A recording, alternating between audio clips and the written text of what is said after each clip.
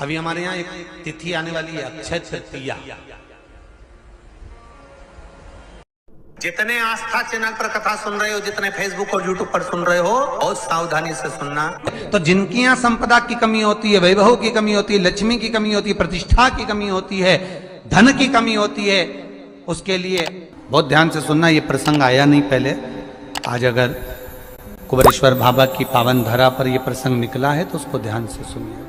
मेरी जीजियों, एक बात अपने जीवन में उतार कर रखना, कभी जिंदगी में अगर कभी ऐसा योग लगे, कभी तुम्हारे जीवन में कभी ऐसा लगे, ये उन लोगों के लिए है जो 1 रुपये कमाते हैं, सवाया खर्च होता है, घर में जिनके संपदा जुड़ती नहीं, बीमारियों में पैसा ज़्यादा जाता हो, या कहीं ना कहीं तकलीफें अपनी जिंदगी में आती है, उसके लिए माघ के महीने में जो शंकर भगवान को प्रसाद का भोग लगता है, उसमें भी 3 ही चीज मिलती है।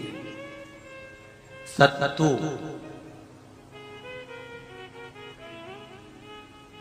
कोई दूसरे महीने में बनता है? जम के तो बोलो नहीं। कब बनता है? यही बैसाख के महीने में।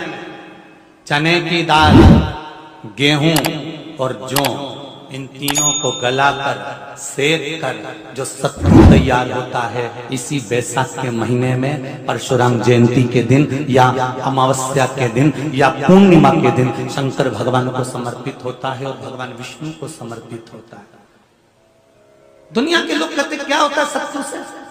ये स्कंद पुराण की कथा कहती है, जिस समय पर बैसाख के महीने की सुंदर अमावस्या का दिन था, उस दिन माता पार्वती शंकर भगवान के लिए जब पकवान बनाने के लिए बैठी, कुछ नहीं मिला, तब माता पार्वती ने 3 अनाज को लिया, एक चना, दूसरा गेहूं और तीसरा जौ। इन तीनों को भींग रहे थे, उसको लेकर आए गंगा जी में से, उसको सेक कर माता ने अंगीठी पर और उसका जो सत्तू बनाकर शिव को दिया। शंकर भगवान ने कह दिया, सुन पार्वती, ये सत्तू नहीं, ये मेरी औषधि है। बैसाख के महीने में जो खाएगा वो जिंदगी भर रोएगा नहीं, शरीर से स्वस्थ। अब उसको लोगों ने हंसी खेल में ले लिया, सत्तू का क्या काम, मम्मी हम नहीं खाएंगे, बड़ा पूरा। शिव जी का एक एक चीज,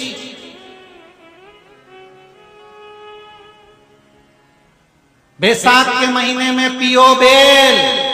बेल मतलब समझ गए? बेल का रस। बैसाख के महीने में पियो बेल और शरीर को रखो ऑलिस बेल। पियो सत्तू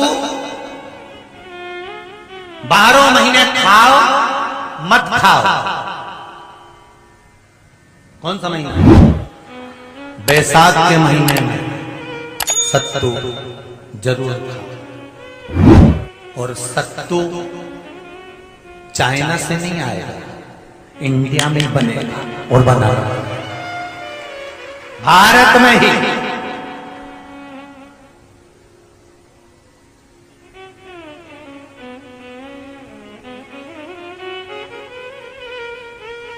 चलो आ जाओ गरुड़ पुराण में।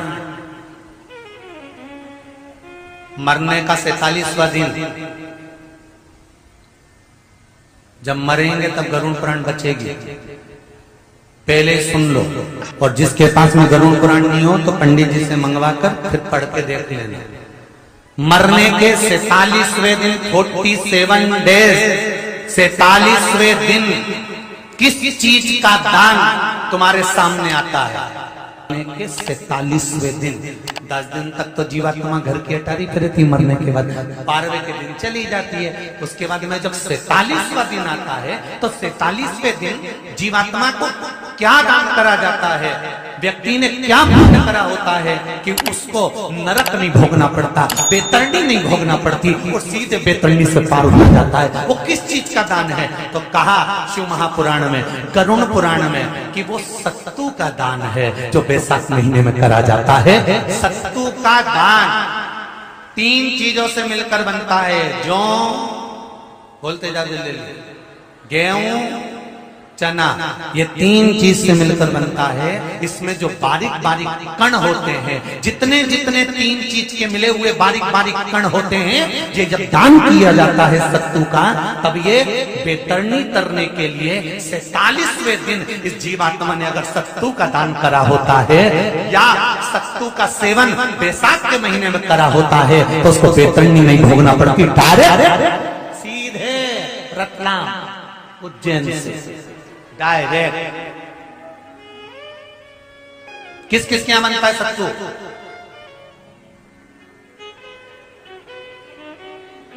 मैंने भी तो ये पूछा किस किस क्या बनता है। मैं अभी थोड़ी ना कि अभी बन गया, बैसाख में बनता तो होगा।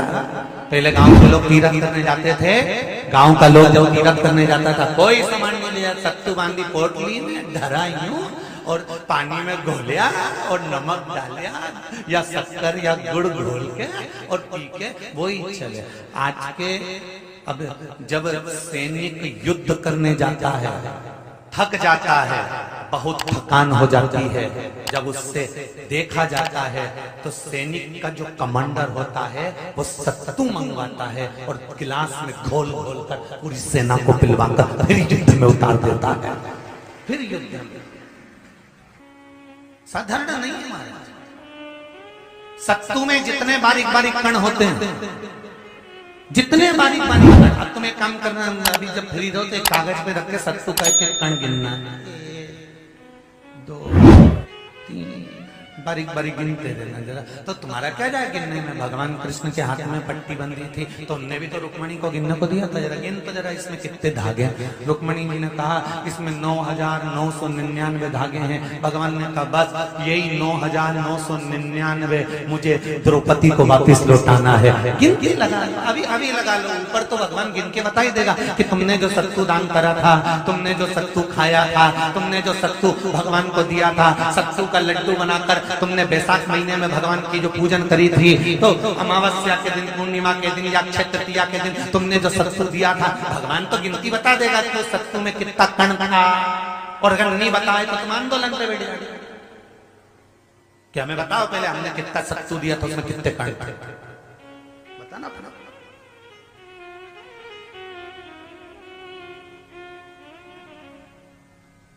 एक एक शिव की आराधना में, चांगुना में 1 लोटा जल भरा, उसमें थोड़ा सा चंदन डालकर बेलपत्री के वृक्ष के नीचे ले जाकर डाल देती, थोड़ा सा जल बचाकर शिव जी को डाल देती। शंकर भगवान ने एक दिन चांगुना के सामने मन में विचार प्रकट करा और पार्वती जी से कहा, पार्वती एक बात समझ में नहीं आती, आधा जल ये बेलपत्री को देती है, आधा जल मुझे देती है, जब आधा जल मुझे देती है तो मुझे बड़ा गुस्सा आता है। भगवान ने कहा ये आधा जल कहां डोल के आती है? पार्वती जी ने कहा उसके संतान नहीं है, इसलिए वो बेलपत्री की भी आराधना करती है और